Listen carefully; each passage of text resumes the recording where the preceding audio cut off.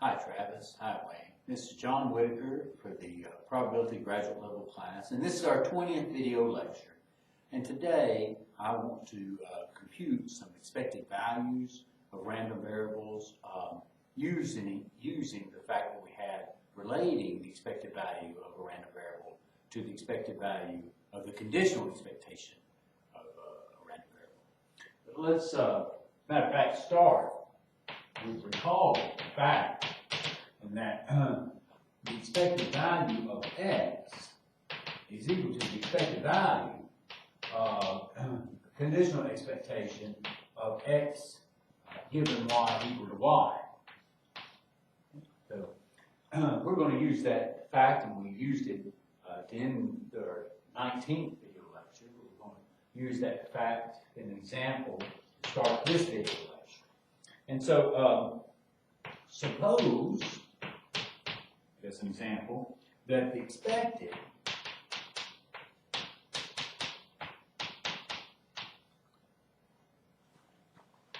number of accidents per week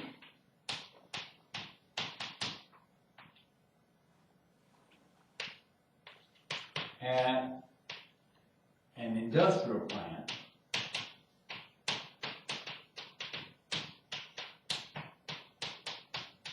is 4. Suppose also that the number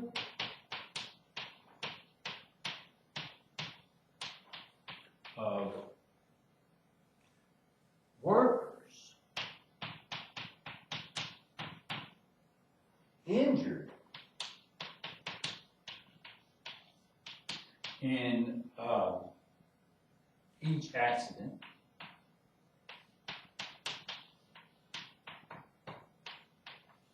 are independent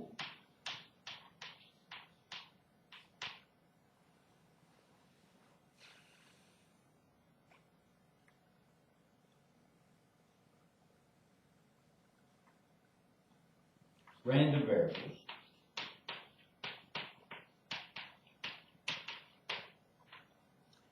with common mean, so that's the common expectation, of 2. That's the beginning of the problem.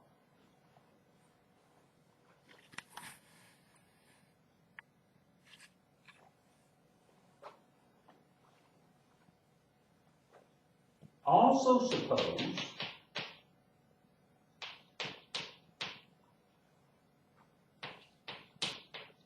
that the number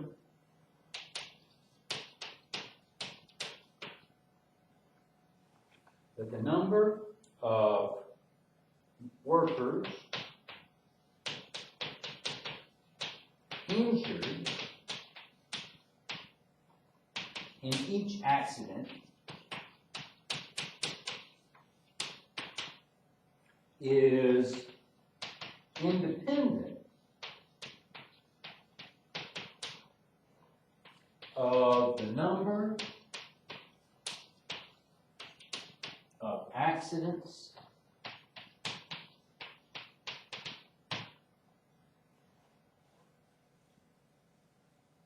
that occur.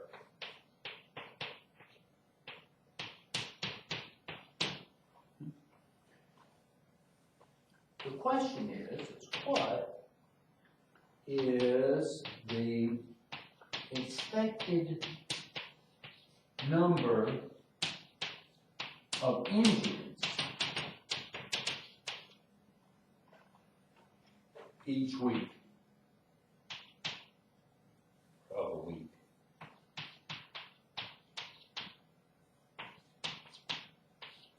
Okay. So here's what we're going to do. We're going to let, in working to get our solution, we're going to let x of I equal to the number of injuries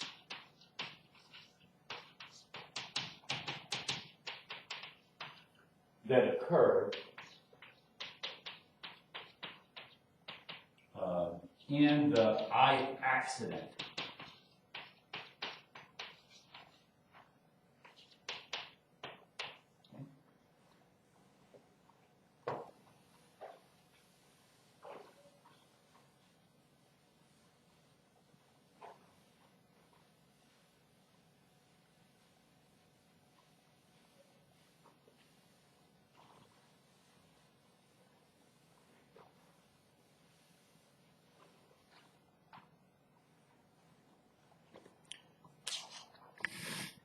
We're also going to let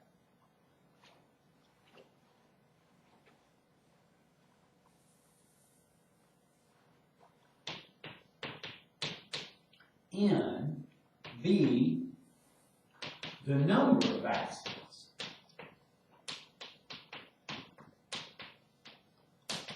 that occur in a week.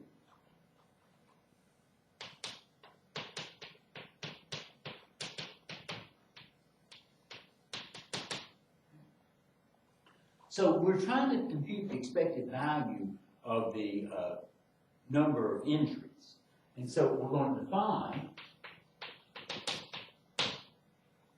x to be equal to the sum as I runs from 1 to big N of x of I.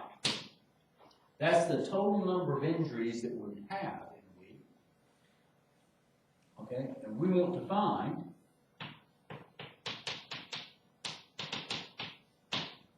the expected value of x. Well, the expected value of x is equal to the expected value by the fact we had relating the expected value of a random variable to conditional expected values. It's the expected value, the conditional expected value of x given n equal to the length. And that's equal to the expected value of the sum of the x of i's as I runs from 1 to n, given n equal to the length. It's the expected value of that.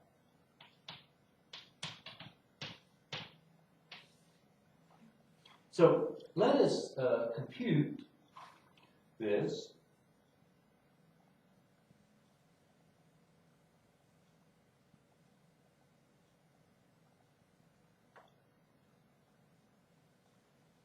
This middle part, the center part.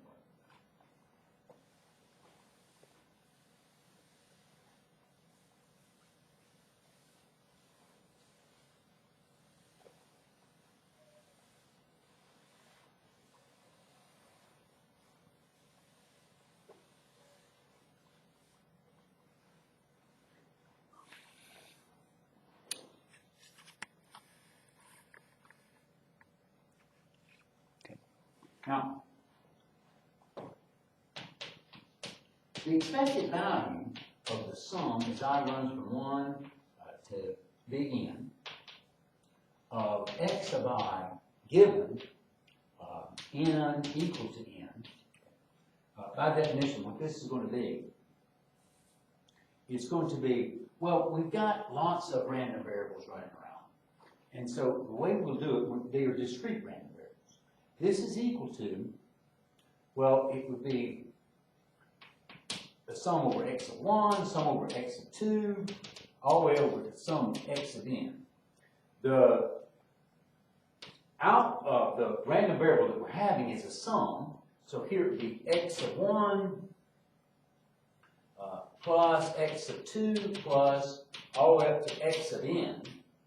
And then we would have the conditional joint probability mass function of x of 1, x of 2, all the way up to x of n, given n of x1, x2, all the way up to x sub n given little n. That's a little n here again. Okay? And that's equal to, so this is n sum, so it's x of 1 all the way up to the sum over the little x of n's of x of 1 plus x of 2 plus all the way up to x of n. And here, this would be nothing more than the joint x of 1, x of 2, all the way up to x of n, then n, of x1, comma, x2, comma, all the way up to x of n, and then here n, all over f sub n of n. Now, this is equal to that sum again.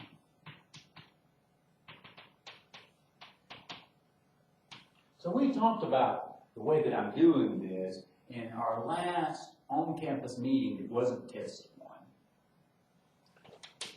x1 plus x2 plus all the way up to x of n. Here, what is this joint PDF with the variables x1 through x of n? This x of n here should be a big N. It should be a big N. Made a mistake. It should be a big N at this point. This should be a big N. I meant for this to be a big N. Okay, that's what I should have. But here, this is a big N. It's a big N. And here, this is the probability that x of 1 equals to little x of 1. Big X of 2 equals to little x of 2, all the way up to, this should be a big N, x of big N equals to little x of big N, and then n equals to little n,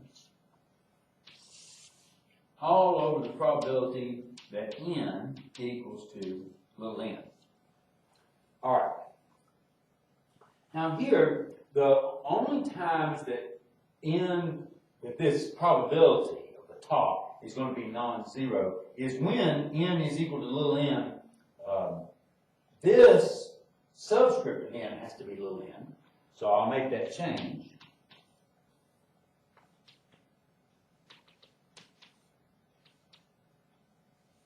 The subscript is now little n.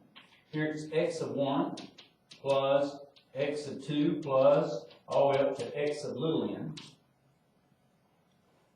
Here, using the fact that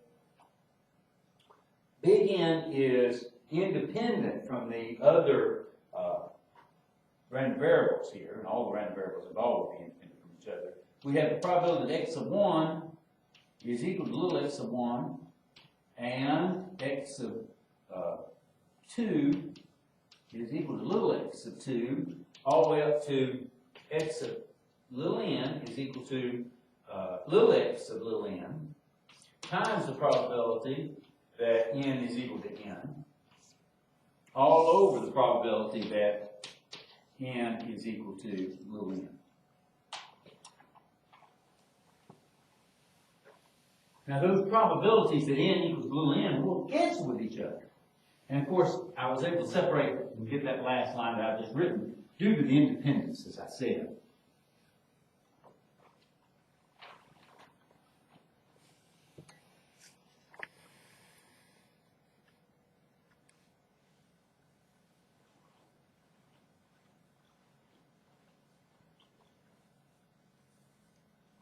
Okay. So, that's equal to the sum, I'll rewrite it, x of 1's all the way up to the x of n's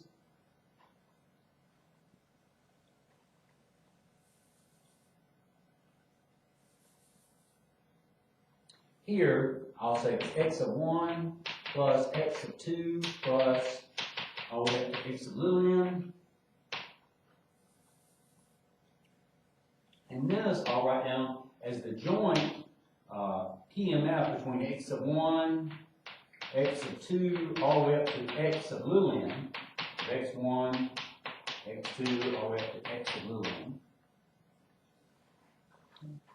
Now, this is the same thing. When you distribute, break this up into n sums. You have the sum of x of 1, sum of x of n, of x of 1 times f of x of 1 up to x of n, of x of 1, comma, up to x of little n, plus, what's the next one? Sum x of 1 up to x of n, of x of 2, f of x of 1 up to x of n, of x of 1 up to x of n, plus we'll keep going. And the last term we get, I'll write down here, is the sum, the n sums over x of 1 up to x of n times this joint PMF.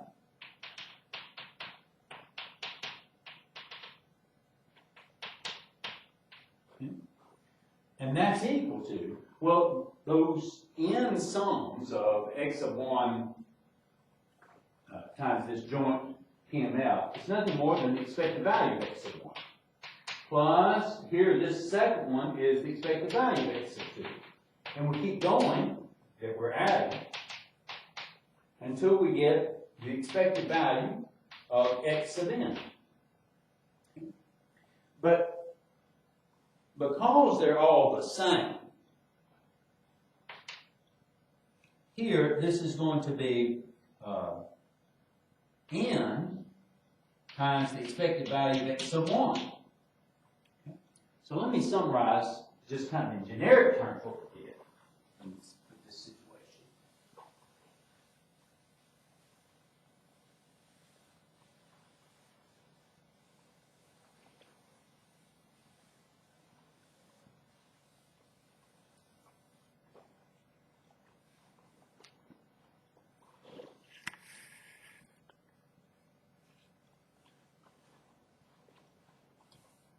So the conditional expected value of x given n equal to little n is equal to, if you will, in this case, I'll say it this way,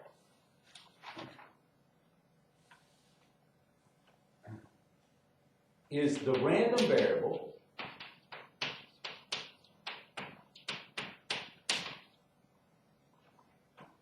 n, okay, times the expected value of x of 1.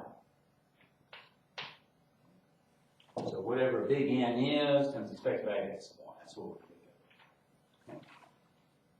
So the expected value of x, which equals to the expected value, remember that's what we're trying to find, of the sum of the expected value of the sum of the x sub i's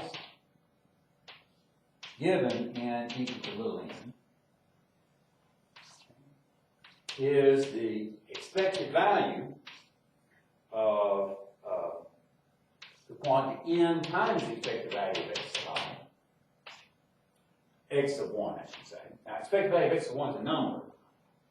So that's equal to the expected value of x of 1 times the expected value of n.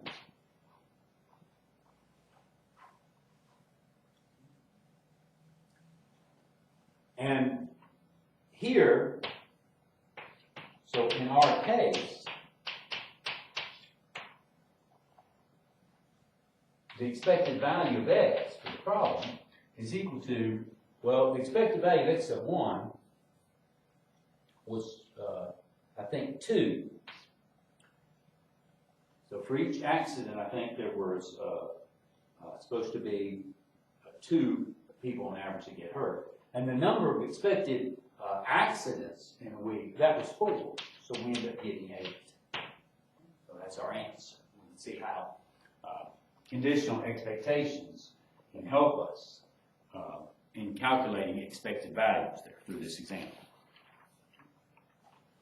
Well, I want to talk about the type of random variable, more in generic terms, that this example leads to.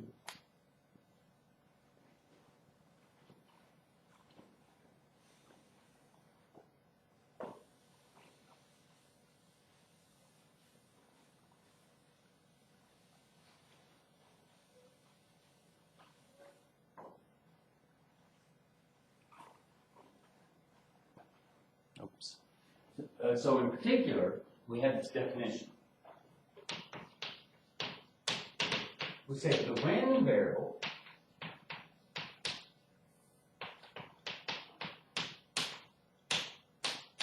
x equals to the sum as I runs from 1 to the random variable n of x of I, which is the sum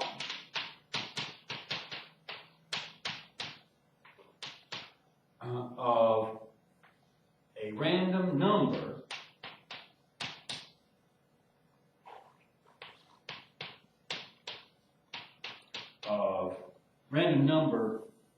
n of independent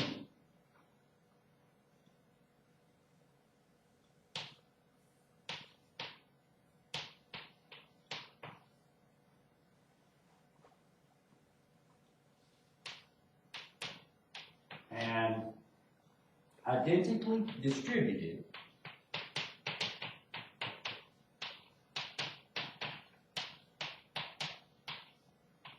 random variables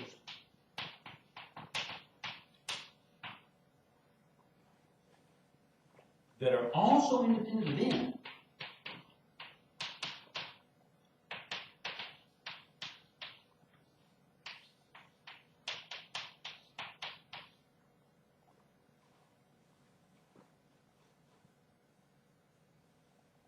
Is called, so we're talking about x, a compound random variable.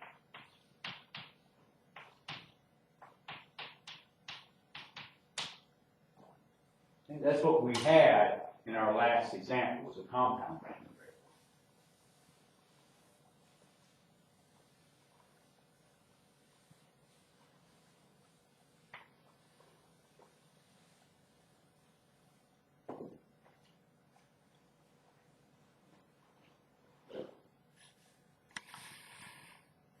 And as a fact,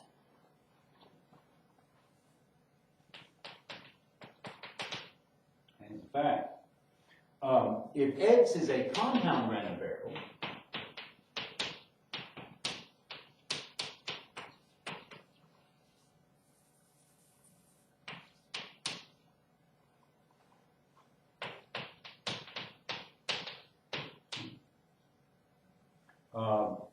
with x equal to the sum as I run from 1 to n of x of I, so I'm giving the notation for x, then the expected value of x will be equal to the expected value of x over 1 times n. So n times the expected value of x of 1. Okay? I'm sorry, times the expected value of n. That's what you should say. I'll write that up. Okay, and then just as a comment, I won't prove this, but I will say that we did prove this fact in the case where the x of i's are all discrete random variables.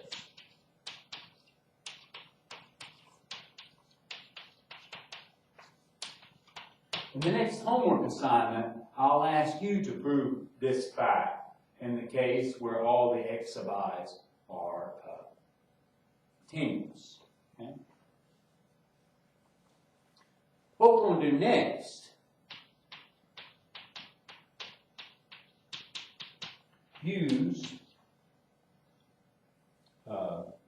we will next compute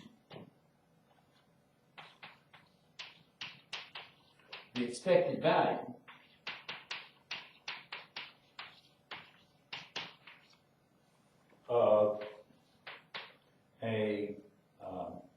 geometric random variable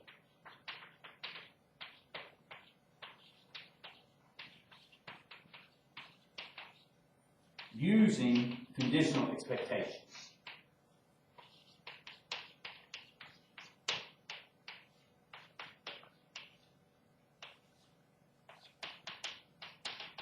Okay, so we'll use conditional expectations to compute geometric, expected value of geometric random.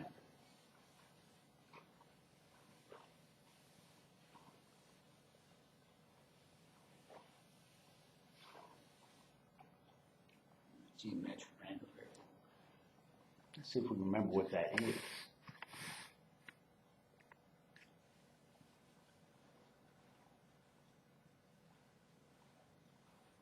Okay. So geometric random variable, we've already computed this expected value. Remember what a geometric random variable was. A geometric random variable comes about when a Bernoulli experiment is performed independent times until we have the first success, with probability of success on any one of the trials is P. And we showed symbolically that the expected value of a geometric random variable was 1 over P. But now we're going to do it with conditional expected values. So here's the setup. Here's my example. It says let a Bernoulli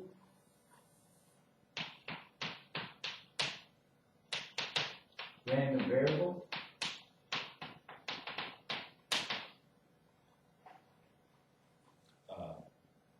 not Bernoulli random variable, experiment P.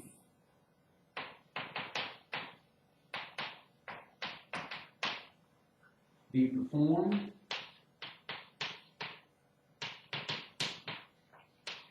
independent times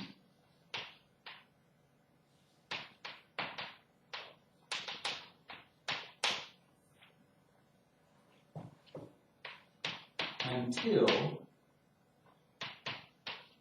the first success occurs where the probability of success equals to little p. Let n count the number of times the experiment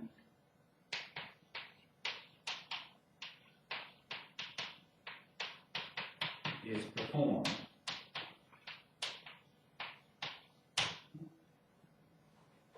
We want to find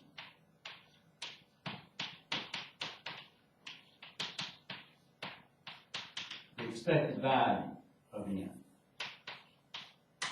Okay. Now I'm going to do this by computing the expected value of conditional expectation. The conditional expectation. And so, what random variable am I going to condition against? Well, I'm going to define one.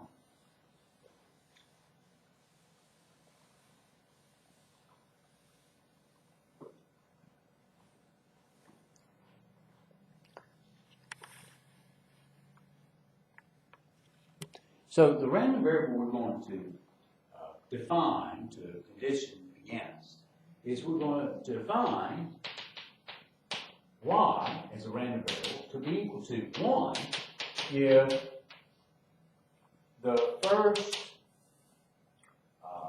experiment is a success. And it's going to be 0 otherwise. And so what we're thinking is the expected value of n is equal to the expected value of the conditional expected value of n given y equal to 1, y equal to y. Okay. Now, what is this conditional expected value? Well, this is going to be equal to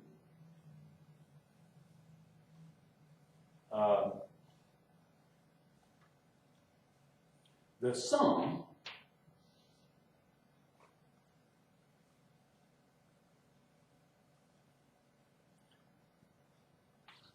y runs from 0 to 1 of the expected value of n given y equal to little y times f sub y of y.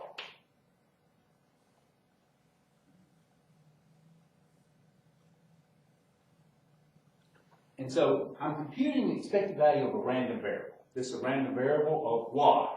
It's a function of y. And so how do I do that? I sum up over all y values we can take times that function of y times the p, this is the PMF of y. So that's this definition. So that's what I use. So that's equal to the expected value of n given, conditional expected value of n given y equal to 0 times f sub y of 0 plus the expected value, the conditional expected value of n given y equal to 1 times f sub y of 1, which I'll rewrite as the expected value of n given y equal to 0 times, well, the probability that y is equal to 0 means that on the first try you didn't get a success, so that's 1 minus p, plus the expected value of n given y equal to 1 times, well, the chance that y is equal to 1, and that's what this represents, is the chance that on the first experiment we got a success, and that's p. So that's where I am right now. And then we'll look at each part.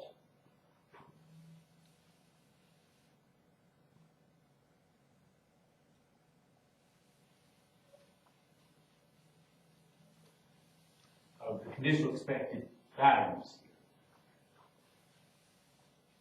of y when y is 0 and 1.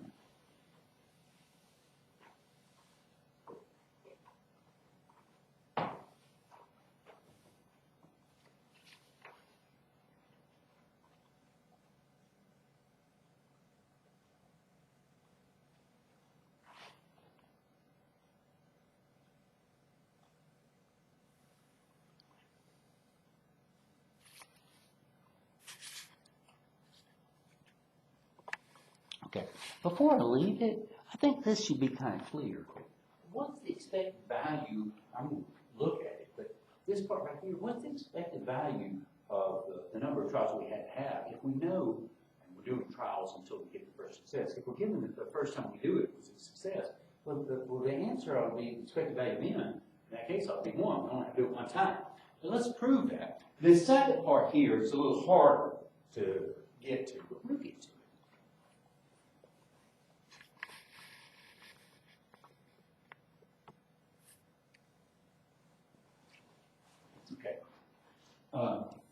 Note the expected value of n given y equal to 1. I said this answer should be 1.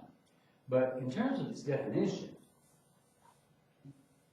it's the sum over all output values for n, so that's 1 to infinity, of n times the conditional PMF of n given y of n given 1.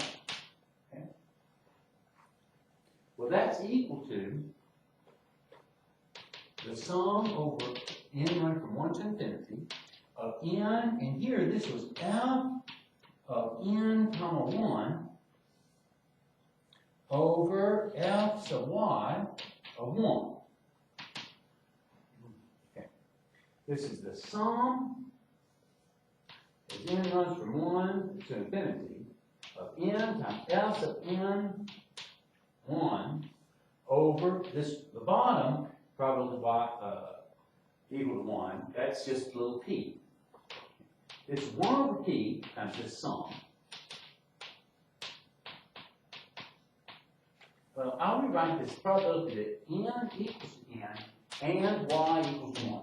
Well, if you know y equals to 1, no matter what other n value you put in except for 1, you're going to get 0 for this joint p MF. And so the only non-zero part of this sum is for this part, non-zero part, multiplying it by n, it's just going to make it 0, unless this is non-zero. It's going to be when n is equal to 1. So we get 1 over p. Here, this is going to be 1. And then the probability that n equals to 1. Or the probability that y equals to 1.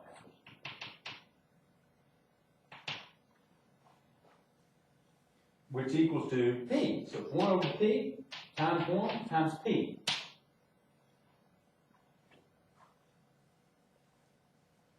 Which equals to 1. That's the way it looks.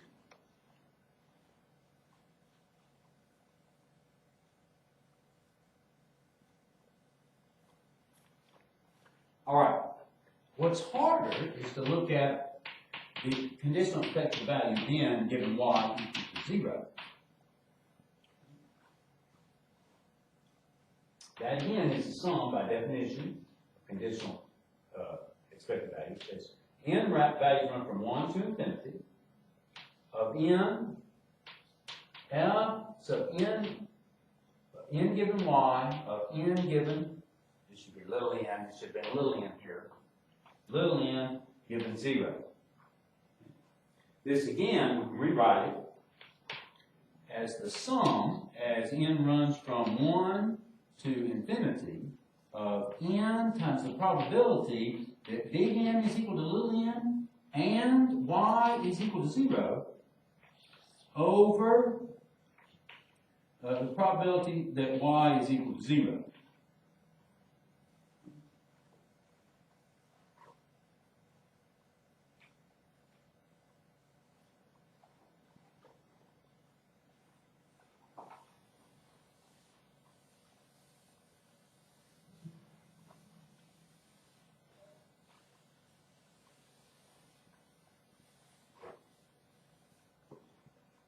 Okay.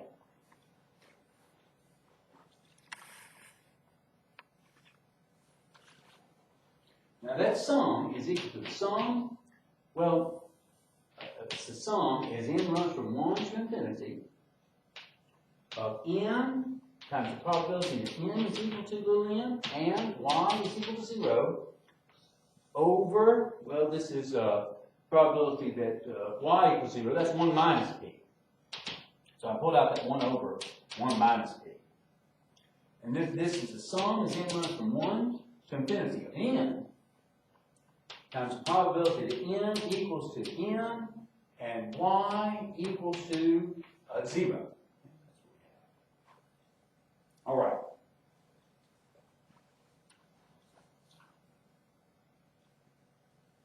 Now, let's think about this. We're running the sum over little n running from 1 to infinity. Now, when little n is equal to 1, we're saying what's the chance that big N is equal to 1 and y is equal to 0? So here's the way that I think about that. We know that we're looking at the chance when y was 0, so that's saying that part of the probability that event we're looking at is that the first time we did it, we got a failure. And we're saying, and the first time we did it was the time we get a success. So that we did little n is equal to 1. So that's 0. So might as well run this sum from n running from 2 to infinity of n times the probability that n is equal to little n and y is equal to 0. Not and, not given.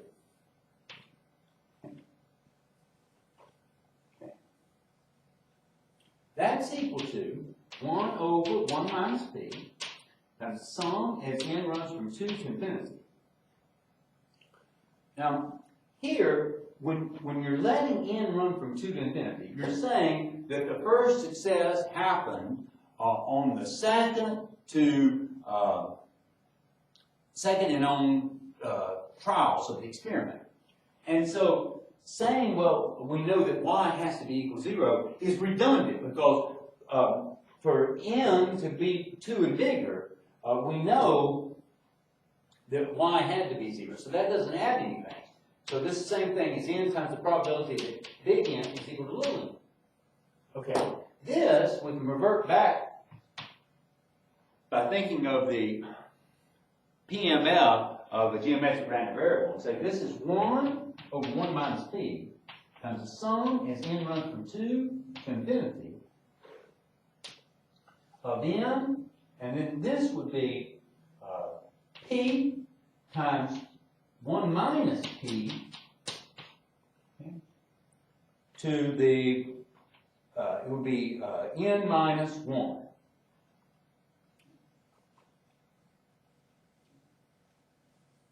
That's what we have.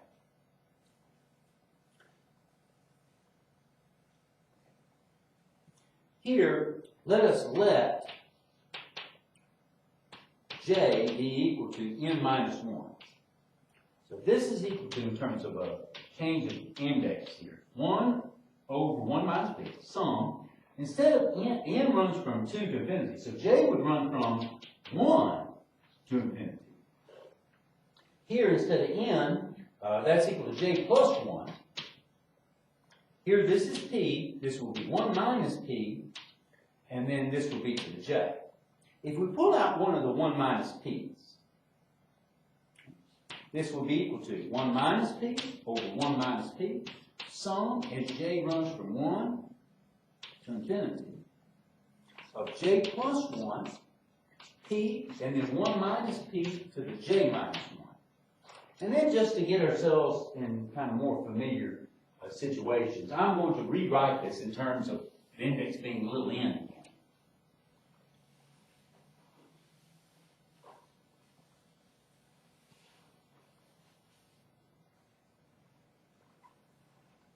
So I'm going to do another change of variable where I'm going to have a little n again.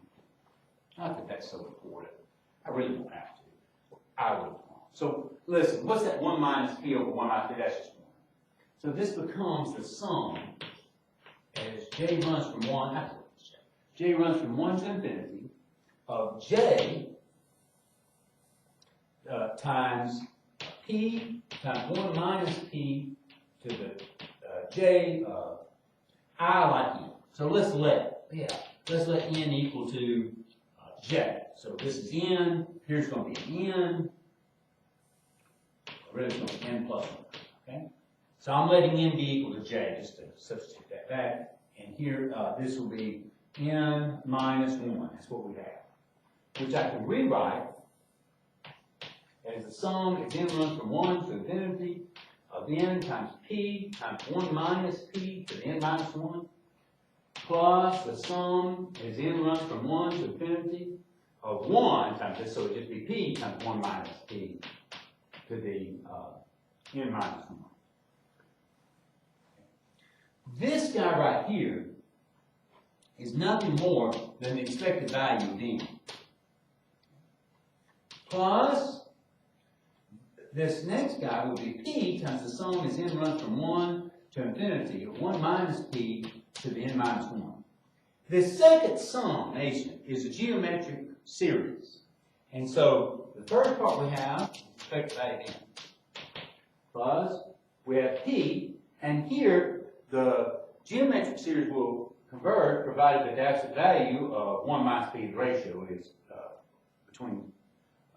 is less than 1, and it is here, we're assuming p is positive.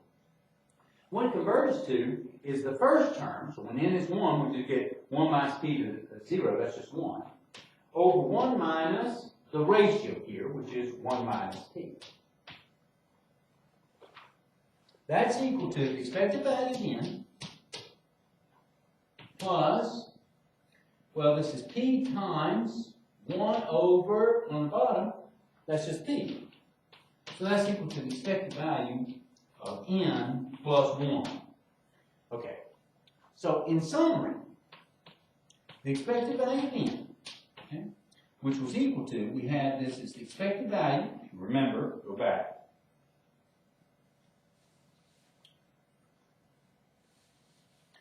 Let me go back to where we were. It was the expected value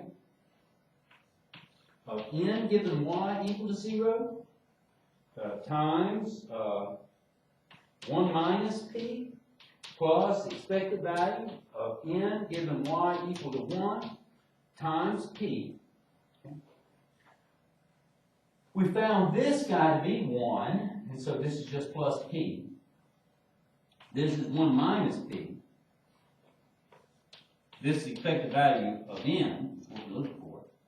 And this part right here we just found to be the expected value of n plus 1. Okay, so that's the equation that we have. We're trying to find the expected value of n.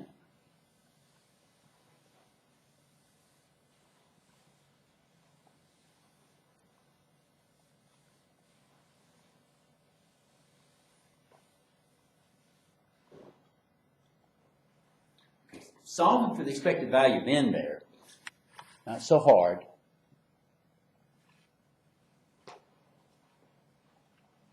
So the expected value of n will be equal to the expected value of n plus 1 minus the expected value of n times p minus p plus p.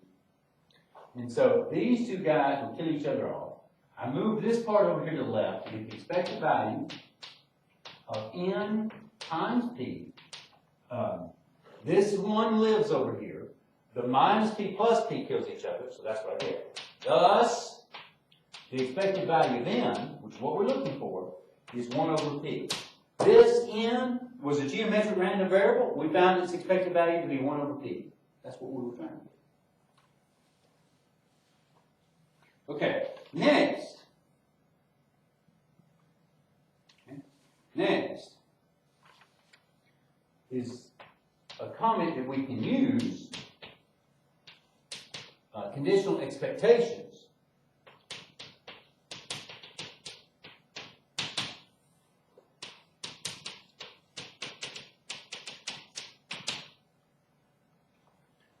To compute variances.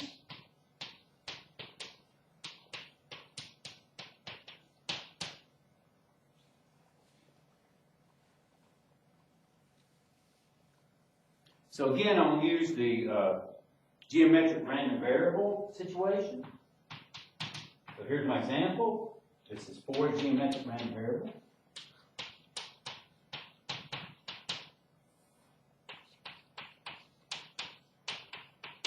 Here's where I'm going to describe the situation. I'm going to say, suppose independent trials, each resulting in success with probability p,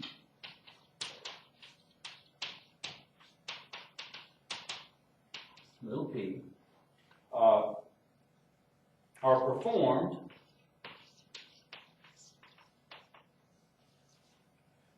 in sequence. Let n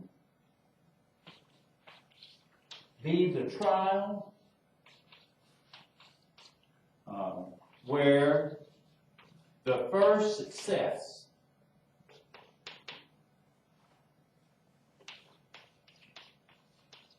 occurs.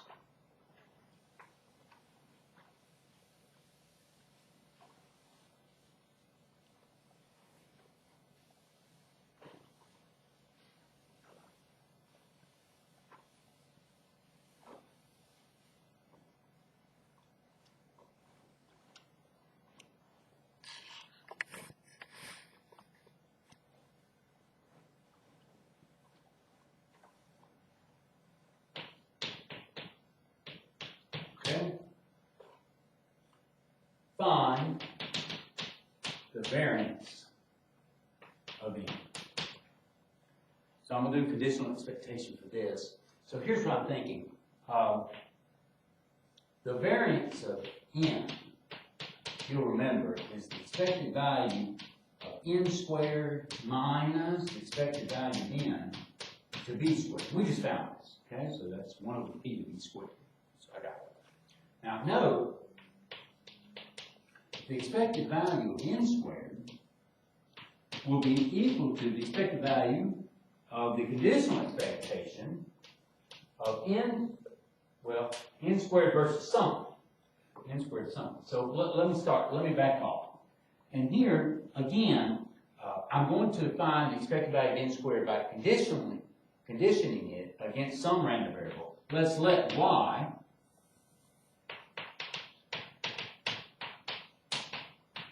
be equal to, well, 1 if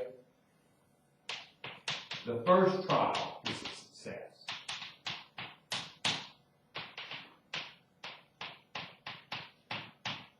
And 0 otherwise. This is going to be similar to what we did a few minutes ago. So the expected value of n squared will be equal to the expected value, the conditional expected value of n squared given y equal to y. And so by definition, this is the sum as y runs from 0 to 1 of the expected value of n squared given y equal to y times f sub y of y.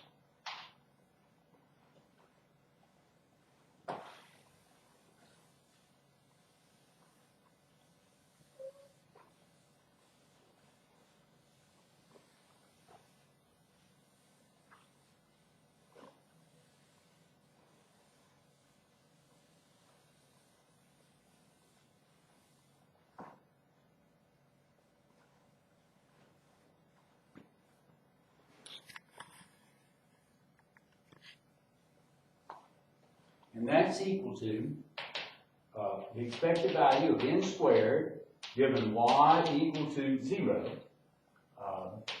times f sub y of 0 plus the conditional expected value of n squared given y equal to 1 on f sub y of 1. And that's equal to the expected value of n squared given y equal to 0 times, well, the probability that y was equal to 0, that's easy. That's 1 minus p. Plus, here, this expected value of n squared given y equal to 0, y equal to 1, sorry. And the probability that y was equal to 1 is p. Okay.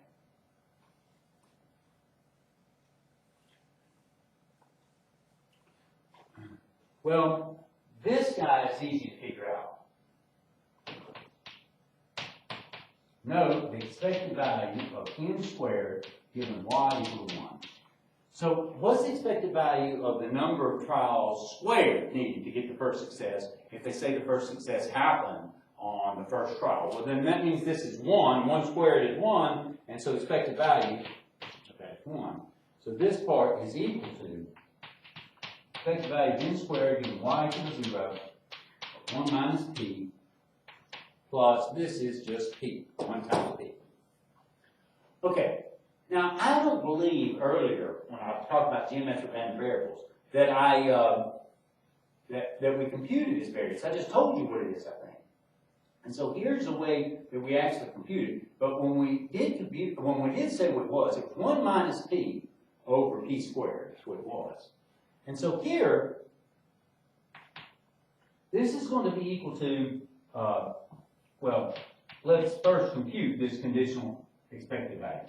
So the expected value of n squared given y equal to 0. Okay. So this is a sum over all n values, which will be 1 to infinity, of n squared. And then this will be f sub n given y. So this is the conditional PMF of n given y equal to 0.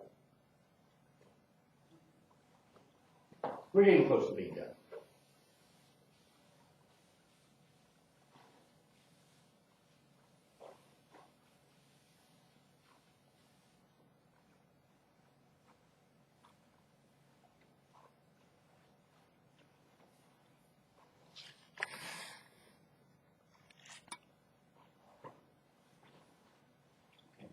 So that's equal to the sum if n runs from 1 to infinity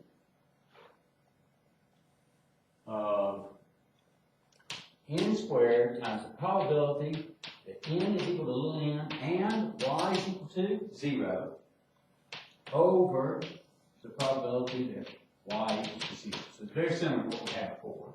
So that's here, the sum as n runs from 1 to infinity. Well, this bottom part, probability y is equal to 0 is 1 over, well, it's in the bottom, so 1 over, this would be 1 minus p. Sum n runs from 1 to infinity of n squared times probability of n equals to little n, and y equals to 0. Now, the thing to notice again is that if little n is equal to 1, the probability that the first trial was a success, that's what this would mean, given that the first trial is failure, that's 0. So might as well start the sum from 1 over 1 minus p. Here's the sum as n runs from 2. Might as well start the sum in 2. Of n squared, probability n is equal to n, given y equals 0. Now, if n runs from 2, then it's redundant from 2 and on. It's redundant to say m y is equal to 0, because we know y had to be 0. So this is the same thing. 1 over 1 minus p. Sum as n runs from 2 to infinity of n squared times probability n is equal to n. Now here, let's do a substitution again. Let's let j be equal to n minus 1. So that's what I'm doing. So this is 1 over 1 minus p. Sum as j runs from 1 less than what n did, so 1 to infinity. Here, n would be equal to j plus 1, so j plus 1 squared times the probability that n is equal to, instead of n would be j plus 1.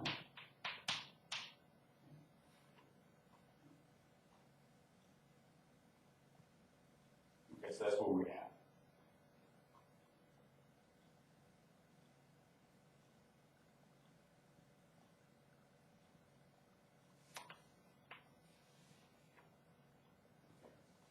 Now, again, we revert back to the PML for this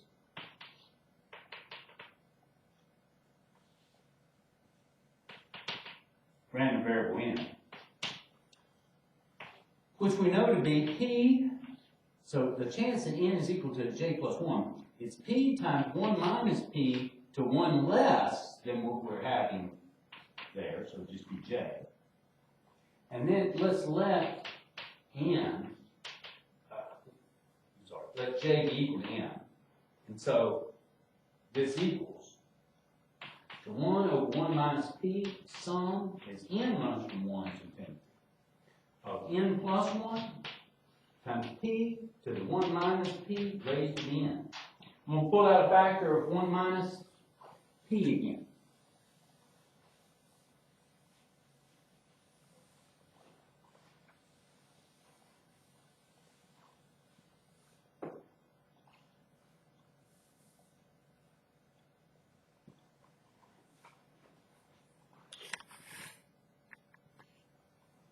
And when I do, I get equals to 1 minus p over 1 minus p times the sum as n runs from 1 to infinity. Oops, I made a mistake down here at the bottom. Let's go back. Right here, this should have been a square. Okay, so make that change.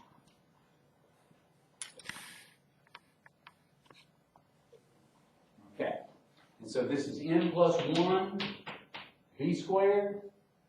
Here, this is going to be p times 1 minus p to the n minus 1. This is equal to the sum, n runs from 1 to infinity, of n squared plus 2n plus 1 times p times 1 minus p to the n minus 1.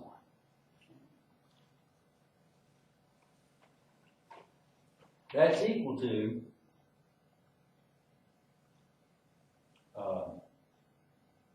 the sum is n runs from 1 to infinity of n squared times p times 1 minus p to the n minus 1.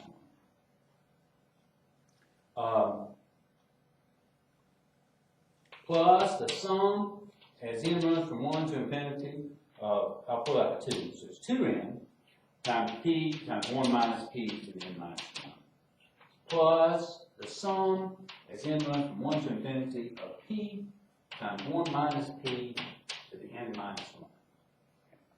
Well, this part is nothing more than the expected value of n squared.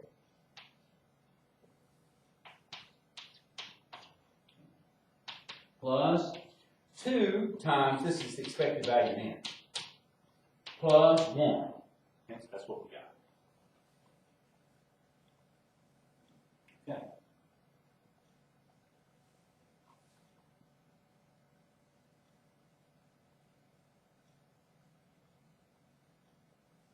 Okay.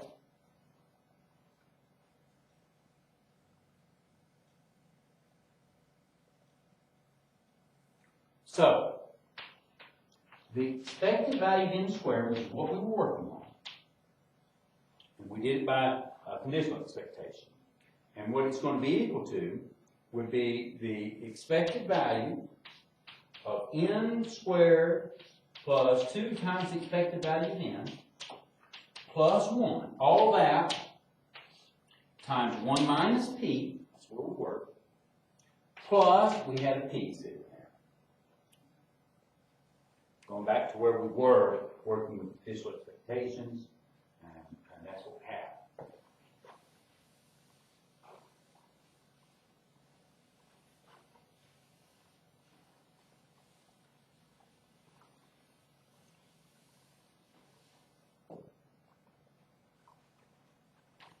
Almost done.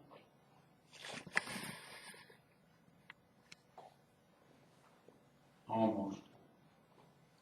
So, expected value of n squared is equal to the expected value of n squared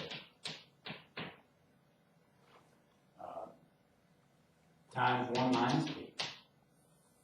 Well, I'll just say times 1, or minus expected value of n squared times p. Plus, it's 2 times the expected value of n. Well, let's just make it 2 times p, because that's what the expected value of n is, times 1 minus 2 times the expected value of n, which is p, times p is p squared. And then plus p. Here, these two guys cancel. Bring this over. I've got the expected value of n squared times p is equal to 2, well, I guess it's 3p.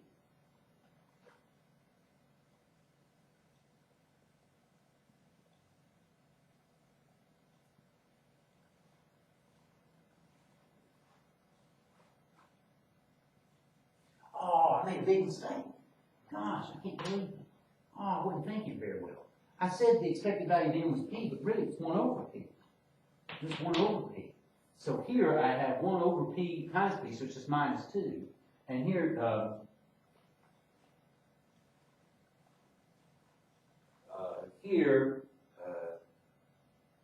that's right, everything else is okay.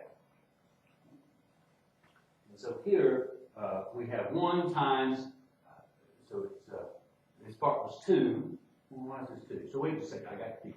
So the expected value of n squared times 1 minus the expected value of n squared times p. Okay, done with that.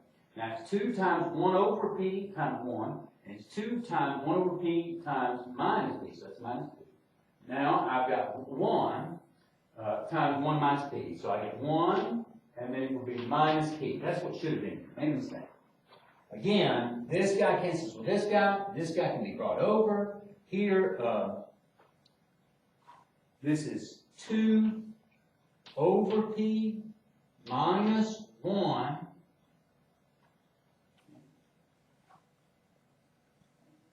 minus p. Make sure I haven't made a mistake.